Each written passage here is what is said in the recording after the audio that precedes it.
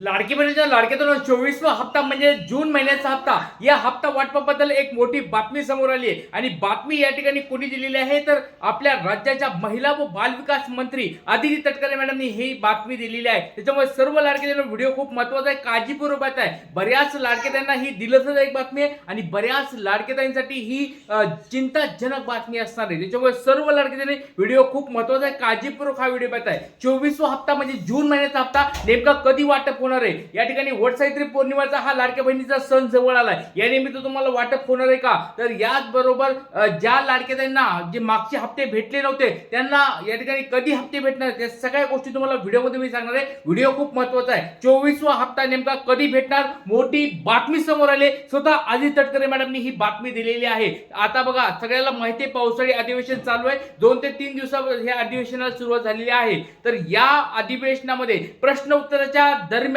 लाडक्याताईंच्या बद्दल या ठिकाणी प्रश्न विचारला होता आणि त्या प्रश्नाचं उत्तर आदिती तटकरे मॅडम यांनी दिलेलं आहे. तर तुम्हाला मी लाडक्याताईंना मागे पण बोललो होतो की विरोधी पक्ष या ठिकाणी नक्कीच लाडक्याताईंचा प्रश्न या ठिकाणी मांडणार आहेत आणि त्या प्रश्नाला उत्तर म्हणून आदिती तटकरे मॅडमनी काय बोलले या ठिकाणी तुम्हाला मी पुराव्यासहित दाखवणार. व्हिडिओ खूप महत्त्वाचा आहे, काळजीपूर्वक हा व्हिडिओ बघा. चला वेळेवर सगळ्यात पहिली गोष्ट म्हणजे 24वा हप्ता जून महिन्याचा हप्ता नेमका कधी भेटणार आहे. मोठी बातमी समोर आली. आदिती तटकरे यांनी काय म्हणलेले ते सांगणार आहे. पावसाळी अधिवेशन सुरू आहे आणि मोठी घोषणा करून टाकलेली आहे. पडताळणी जोरात सुरू आहे. सगळ्यात महत्त्वाची गोष्ट लाडक्याताईंनो तुम्हाला ई-केवायसी सगळ्यांनी लक्षात ठेवा. ई-केवायसी चालू आहे. म्हणजे ई-केवायसी चालू नाही म्हणजे ई-केवायसी जी तुम्ही केली होती त्याची पडताळणी चालू आहे.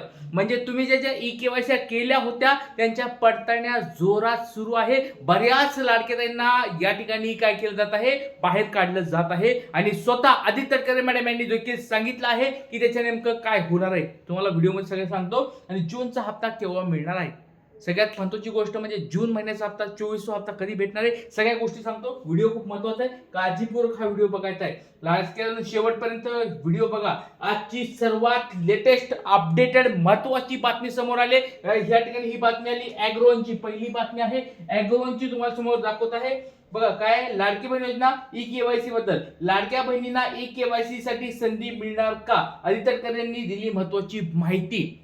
तर बघा ॲग्रोवनची बातमी समोर आली आहे. स्वतः आदिती तटकरे मॅडमनी ही बातमी दिलेली आहे. ई-केवायसी पुन्हा एकदा केली जाणार आहे का? ई-केवायसी संदर्भात काय बातमी आली ती तुम्हाला मी सांगत आहे. त्याचबरोबर पुढची बातमी आहे बघा TV9 ची बातमी आहे. आजची लेटेस्ट बातमी आहे 24 जून. आजची बातमी आहे लाडकी बहीण योजना. लाडक्या बहीण योजनेबाबत मोठी अपडेट. थेट विधानसभेमध्ये निवेदन.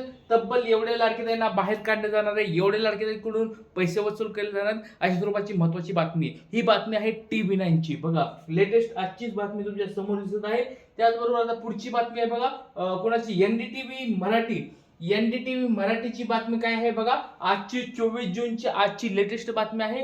काय बातमी? लाडकी बहीण योजना. लाडकी बहीण योजना या बोगस लाभार्थ्यांची आता खेर नाही. जिल्हाधिकाऱ्यांना पैसे वसुलीचे आदेश दिलेले आहेत. बघा तर बऱ्याच लाडकेताईंना या ठिकाणी आता ही टेन्शन देणारी देखील बातमी आहे.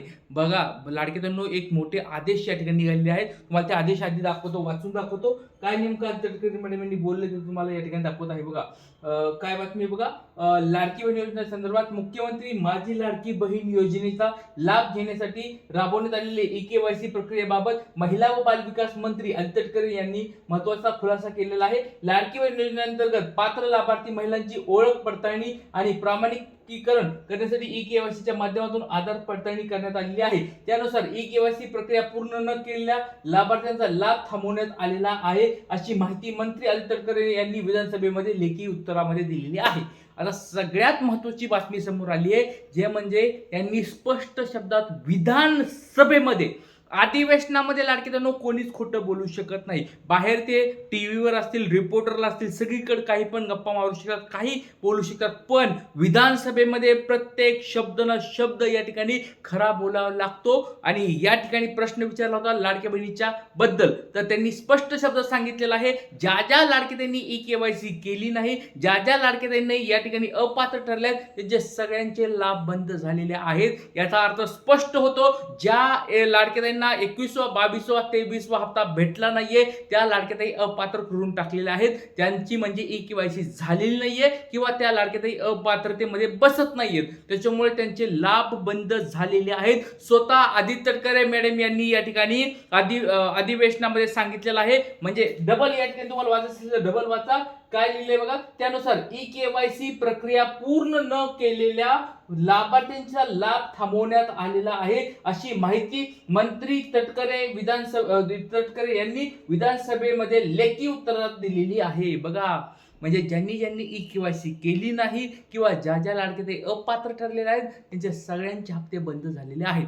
आता बघा लाडके आता ही पुढे अजून दाखवतो, वाचून काय काय त्यांनी अजून बोलले ते पण तुम्हाला दाखवतो. आणि बघा लाडके पैसे पण परत घेतले जाणार आहेत. महत्वाची बातमी समोर आली, 165 कोटी लाटले पुरुषांच्या खात्यात ही जमा झालेले पैसे, हे सगळे पैसे ते परत घेणार आहेत. अपात्र लाभार्थ्याकडून पैसे वसुलीचे जिल्हाधिकाऱ्यांना आदेश देखील दिलेले आहेत. बघा, ज्या लाडक्याताईंनी खोट्या पद्धतीने म्हणू शकतो किंवा जाणून बुजून या ठिकाणी काय केलं, श्रीमंत असून देखील लाडक्याताईंचे पैसे लाडकी बहिणीमधून उकळलेले आहेत, त्या लाडक्याताईंचे पैसे वसूल केले जाणार आहेत. मोठा आदेश निघालेला आहे. आणि बघा, काही पुरुषांनी देखील चुकीच्या मार्गाने फॉर्म भरले होते, त्यांचे देखील पैसे वसूल केले जाणार आहेत. याच्या रूपात एक मोठी बातमी समोर आली आणि स्वतः आदित्य तटकरे मॅडम यांनी आदेश दिलेले आहेत, जिल्हाधिकाऱ्यांना आदेश दिलेले आहेत. त्याच्यामुळे लाडक्याताईंनो, तुम्ही या ठिकाणी कमेंट बॉक्स सांगायचे तुम्ही या ठिकाणी योग्य प्रकारे हप्ते घेतले आहेत का.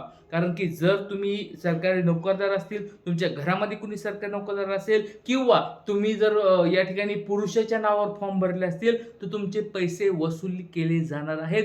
ज्या लाडक्याताईंनी अशा स्वरूपात गोष्टी केल्यात त्यांचे पैसे वसूल होणार आहेत, अशा स्वरूपाची बातमी समोर आली. सगळ्यात सुरुवातीला पहिली गोष्ट म्हणजे जे पुरुष होते त्या पुरुषांनी लाडक्या बहिणीचे फॉर्म भरले होते त्यांचे पहिले पैसे वसूल केले जाणार. दुसरी गोष्ट म्हणजे ज्या लाडक्याताई स्वतः सरकारी नोकरदार होत्या पण तरी पण त्यांनी लाडक्या बहिणीचा फॉर्म भरलाय त्यांचे पैसे वसूल केले जाणार आहे. तिसरी महत्वाची गोष्ट म्हणजे, आता ही गोष्ट अजून ती काय कन्फर्म ते सांगतील की बाबा ज्यांच्या घरामध्ये सरकारी नोकरदार आहेत त्यांनी लाडकी बहिणीचा फॉर्म भरला होता, त्यांनी पैसे घेतले ते त्यांचे पैसे वसूल केले जाणार का नाही याबाबत आता या ठिकाणी चर्चा सुरू आहे. त्याचबरोबर तुम्हाला काही अपडेट आली तर ते अपडेट मी सांगणार आहे. तर लाडक्यातून एक छोटा प्रश्न विचारतोय, तुम्हाला 20वा 21वा 22वा आणि 23वा असे हे 3-4 हप्ते भेटलेत का. कारण की बऱ्याच लाडक्याताईंना जर बघितलं तर 70 ते 80 लाख लाडक्याताईंना हप्ते भेटणं बंद झालेलं आहे. आणि आता ज्या लाडक्याताई राहिलेल्या आहेत त्या पात्र लाडक्याताई असं सांगत आहेत, पण तरी पण अजून या ठिकाणी बऱ्याच पडताळण्या सुरू आहेत. या पडताळण्यामध्ये परत तुमचे लाडक्याताईंनो